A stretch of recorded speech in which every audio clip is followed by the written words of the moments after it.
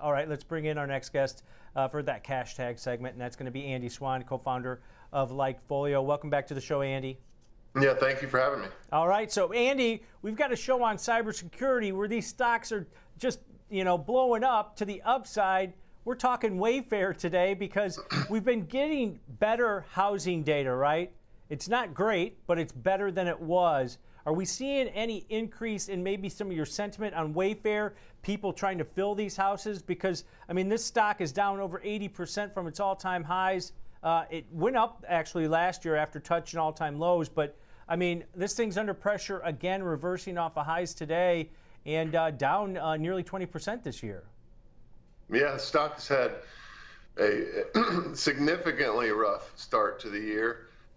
The bar is, the bar is very low for Wayfair. I think investors have very low confidence that this company is going to be extraordinarily profitable anytime soon.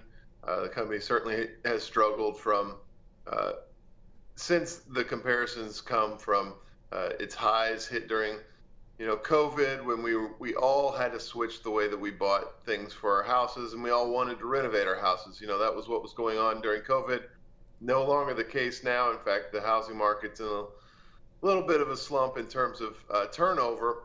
But like you said, there is some thaw there. But from a consumer data perspective, Likefolio's perspective, Wayfair is really kind of ticking 2 out of the 3 boxes we like to see.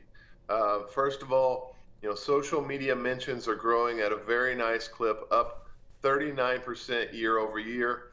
Really a big contrast with the recent stock moves to the downside. Could be developing a little bit of a divergence opportunity, one of our favorite setups at Likefolio.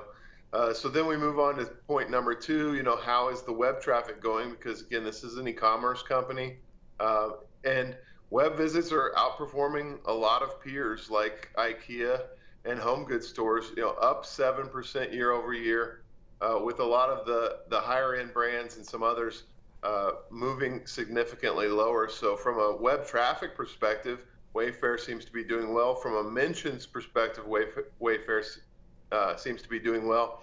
But the real miss here is on the consumer happiness line. When we compare Wayfair's overall consumer happiness with competitors like Home Goods, West Elm, Pottery Barn, etc., it's way behind the pack, and by probably 2 standard deviations when compared to some of those higher players. And so it's doing a good job of getting people to the site, a good job of getting people talking about what they do in the company itself, but not a great job of making those visitors and those customers extremely happy. And that's the one thing that I think we would need to see from Wayfair is an uptick in that consumer happiness level, because they're so dependent upon repeat buyers.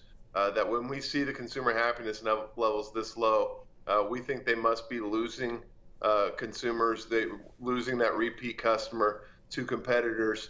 And so, right now we're a little bit wait and see. We see some glimmers of hope for Wayfair, but overall, I think the stock market might have this right for the moment.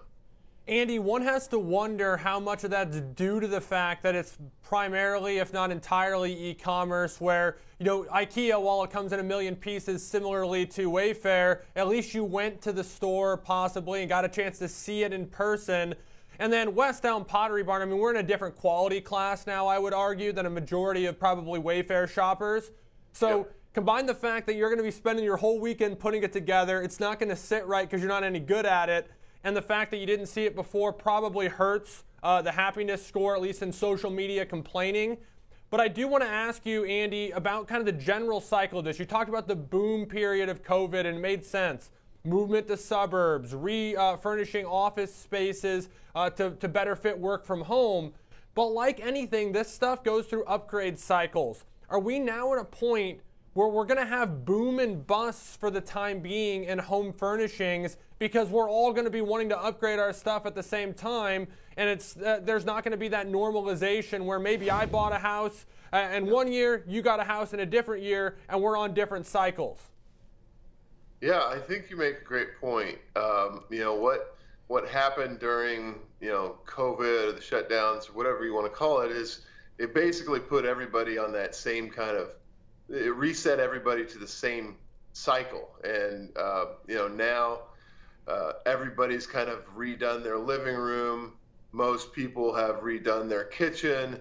The basement may be iffy, but we're all kind of in the same spot. And so these companies potentially are going to go through boom and bust cycles.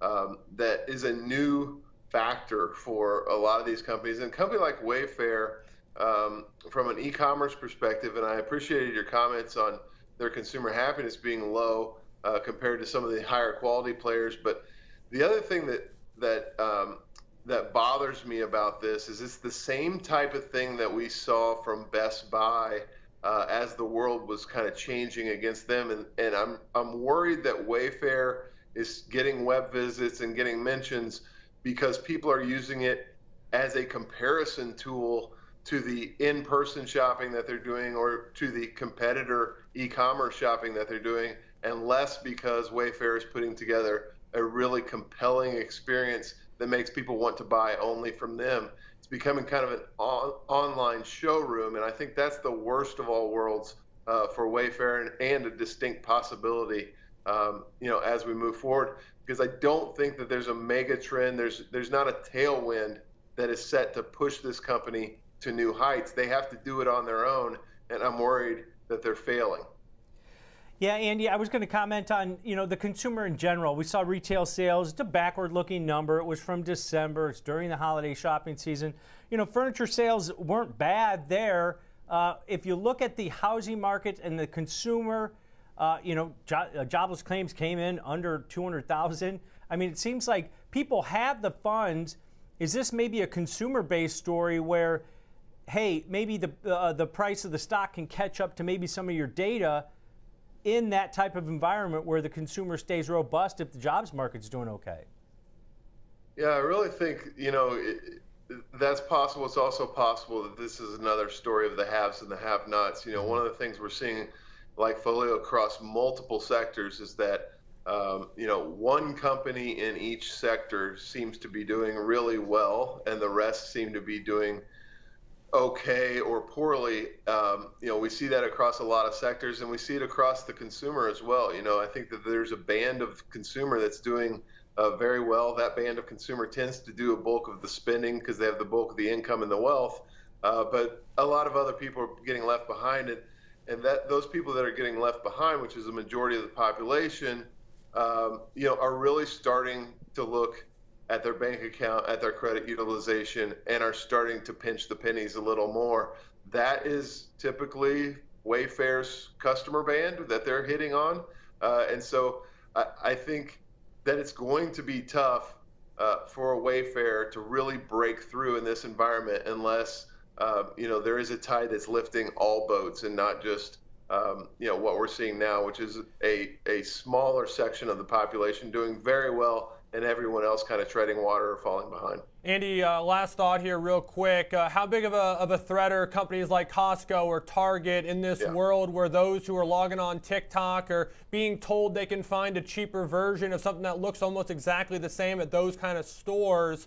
Are kind of non-traditional stores like that, when you think home furnishings, a bigger threat for a company like Wayfair going forward?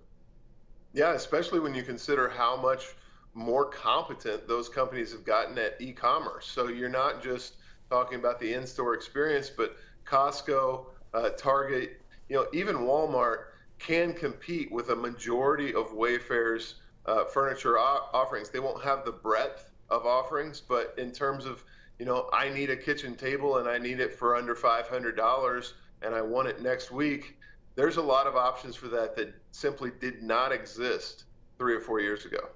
Yeah, that's a good point. I was in a Costco a couple weeks ago, and there must have been 30 people around like the couches and the tables. Yeah. And it's a small section. I'm telling you, you got to go in with a plan. You go to Costco. You're going to be swarmed in there.